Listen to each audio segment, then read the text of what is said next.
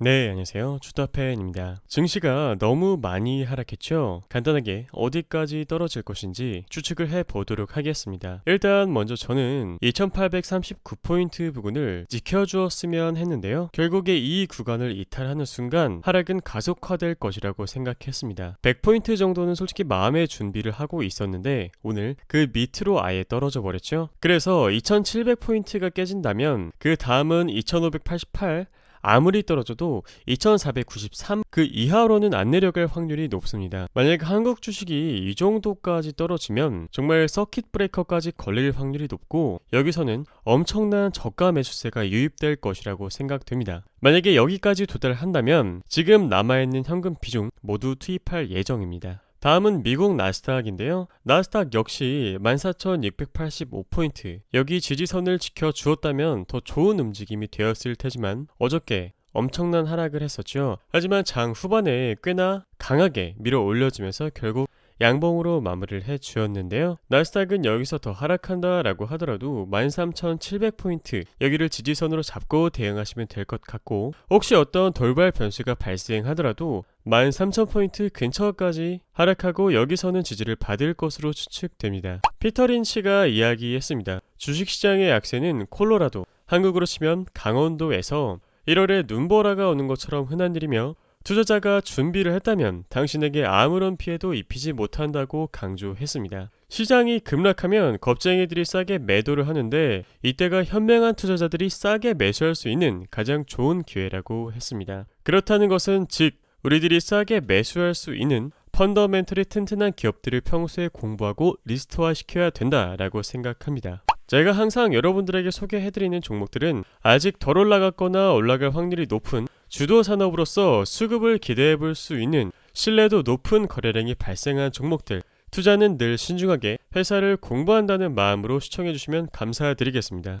자, 오늘 소개해드릴 기업은 해성DS이고 증권사 목표가가 75,000원이라고 오늘 새로운 커버리지가 제시되었는데요. 한번 살펴보도록 하겠습니다. 자, 먼저 해성DS는 2014년에 해성그룹으로 편입이 되었죠. 간단하게 이야기해서 그래핀, 바이오, 센서 등 신기술 개발에 매진하는 기업이라고 합니다. 그러니까 간단하게 세 가지 사업을 대표로 하고 있는데 첫 번째로 반도체 리드 프레임, 메모리 패키징, 그리고 그래핀 사업을 하고 있습니다. 매출 현황을 보시면 수출 쪽이 95%를 차지하고 있고 패키징이 31%, 리드 프레임이 69%를 차지하고 있습니다. 최근에 컨퍼런스 콜 후기가 상당히 긍정적이었는데요. 연속 4분기 최고 매출액을 경신하며 실적 성장하고 있습니다. 지난해 4분기 잠정 실적은 전년 동기 대비 무려 65%, 392% 증가하며 분기 최고 실적을 달성했습니다. 4분기가 역대 비수기였음에도 불구하고 지난해 1분기부터 연속적으로 최고 매출액 달성을 지속했는데요. 특히 차량용 반도체 전방 시장 수요 증가와 함께 자동차 전장 부품 매출이 전년 동기 대비 무려 60% 가까이 증가했고 IT 부분의 리드 프레임 부분에서도 57% 가까이 증가했습니다. 또한 전년 동기 대비 수익성이 급속히 개선되었는데요. 영업이익률이 매우 크게 개선된 부분을 확인할 수 있었습니다. 이러한 실적 성장세는 올해 상반기까지 지속될 것으로 예상되는데 이미 상반기 내 캐파 풀가동이 진행되고 있기 때문입니다. 지난해 말, 그러니까 21년 9월 15일 날 공시를 통해 500억 원을 투자하여 올해 상반기까지 캐파 증설 계획을 발표했었는데요. 이 증설 효과는 하반기부터 본격 반영될 것이라고 추측됩니다. 캐파 증설에 따른 매출 증가는 최대 연간 1,500억 원 수준으로 예상됩니다. 보통 주가는 선반영되니까 하반기부터 본격 반영된다라고 한다면 주가 상승폭은 상반기에 반영될 확률이 높겠죠. 22년 1분기를 미리 리뷰해보는 시간을 가지겠습니다. 1분기 매출액은 38.7%, 전년 동기 대비, 영업이익은 무려 전년 동기 대비 플러스 180%나 증가할 것으로 전망되는데요. 이렇게만 된다면 최고 매출이 경신될 전망입니다. 꾸준하게 실적을 보여준다는 거 그만큼 펀더멘털이 튼튼하구나 라고 볼 수 있겠죠. 그래서 증권사 목표는 75,000원이라고 합니다. 상승 여력은 40% 정도 되고 투자 의견은 매수라고 하는데요. 현재 주가는 22년 예상 주당 순이익 5,071원, 대비 PER은 10.4배 수준이며 국내외 동종업체 및 주요 고객 22년 기준 평균 PER 15.6배 대비 크게 할인되어 거래 중이라고 합니다. 여러분들도 아시다시피 차량용 반도체 그리고 메모리용 반도체 전방 시장의 공급 부족이 지속되고 있는 가운데 최고 매출액 달성 그리고 수익성 개선 등으로 주가는 추가 상승이 가능할 것으로 예상됩니다. 다음은 해성DS의 매출액 및 영업이익률 추이 전망 그리고 주요 사업별 매출 추이 및 전망을 살펴보겠습니다. 자, 먼저 한눈에 보시기에도 매출액 20년, 21년, 22년 아주 가파르게 성장하는 모습을 확인할 수 있죠.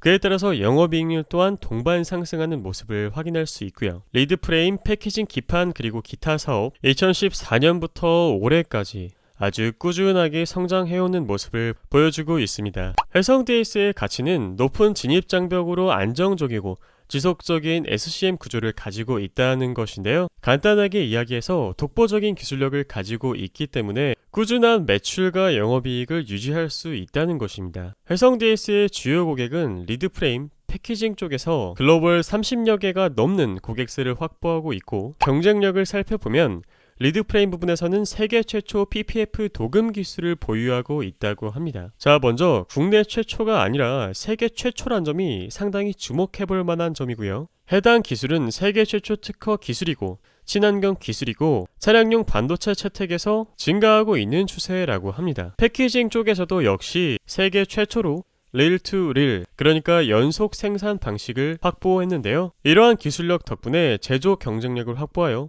품질, 원가 측면에서 뛰어난 생산 능력을 확보하고 있구나라고 볼 수 있겠습니다. 투자 포인트는 다음과 같습니다. 차량용 반도체 고성장으로 리드프레임의 성장을 견인한다. 리드프레임 생산 제품 및 적용 분야를 간단하게 보시면 자동차, IoT, LED TV, 커뮤니케이션 시설, 가전제품 등에 폭넓게 사용되고 있는 모습을 확인할 수 있었습니다. 자, 여러분들도 아시는 것처럼 글로벌 차량용 반도체 부족이 계속되고 있죠. 차량용 반도체 시장 규모는 매년 꾸준하게 성장할 예정이고 이를 수치로 환산했을 때 연평균 10%의 성장률을 예상합니다. 다음은 자율주행의 단계별 반도체 사용 금액을 보실 텐데요. 레벨 2에서 2 플러스로 갈 때 거의 2배에 가까운 사용 금액이 필요했는데 레벨 2 플러스에서 레벨 4, 5로 갈 때는 무려 4배 가까운 사용 금액이 필요합니다. 그만큼 반도체 수요가 증가하겠죠. 해성DS의 리드프레임 투자 실적 및 계획은 2020년에 크게 반등하여 21년에도 꾸준하게 성장해왔고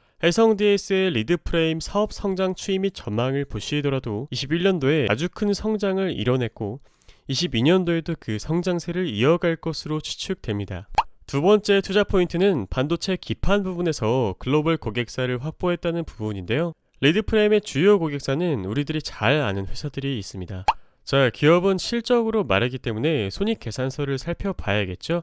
21년, 22년, 23년 성적을 보도록 하겠습니다. 자, 먼저 21년에 괄목할 만한 성장을 이뤄냈는데요. 매출액은 전년 대비 무려 40%나 증가했고 영업이익은 무려 98%, 따라서 순이익도 매우 크게 성장한 것을 확인할 수 있었습니다. 22년도에도 그 성장세를 이어나갈 것으로 추측되는데요. 21년도에도 최고의 성적을 보여줬지만 올해 역시 영업이익은 30%나 증가할 전망이고 순이익, 주당 순이익 모두 전년도보다 더 훌륭한 수치를 부여받았습니다. 이러한 성장은 내년까지도 지속될 것으로 추측됩니다. 다음으로 투자자별 매매 동향 그리고 차트를 살펴보실 텐데요.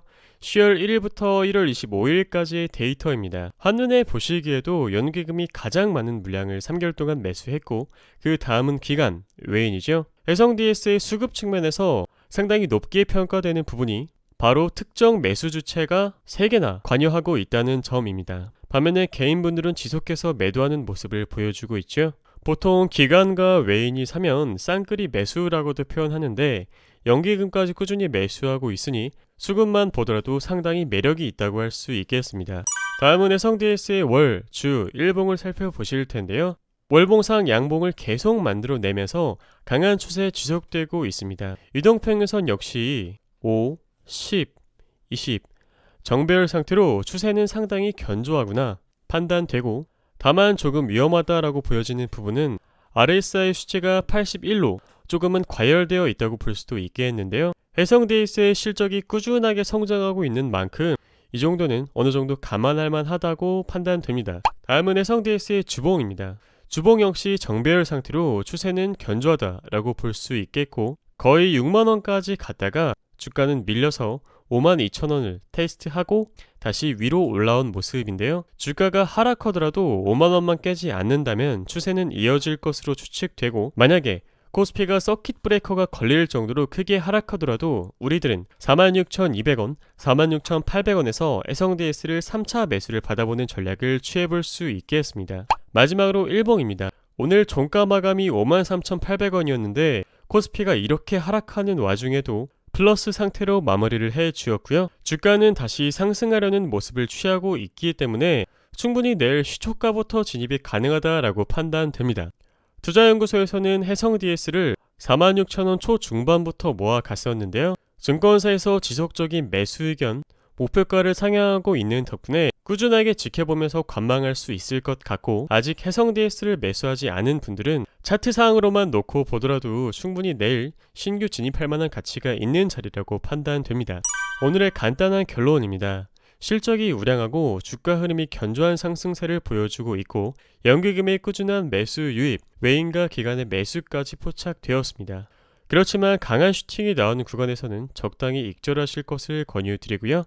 리스크를 최소화하여 늘 안전하게 분할해서 접근하시기를 바랍니다. 영상을 제작하는 목적은 건전한 회사를 찾아내고 공부하는 게 어려운 분들을 위해 열심히 일하시느라 바쁘신 분들을 위해 가정을 돌보시느라 시간이 부족하신 분들을 위해 제작하고 있습니다. 오늘 여러분들과 함께한 주식 공부 도움이 되셨다면 구독, 좋아요, 알람 설정은 저에게 큰 힘이 되니까요. 한 번씩 해주시면 감사드리겠습니다.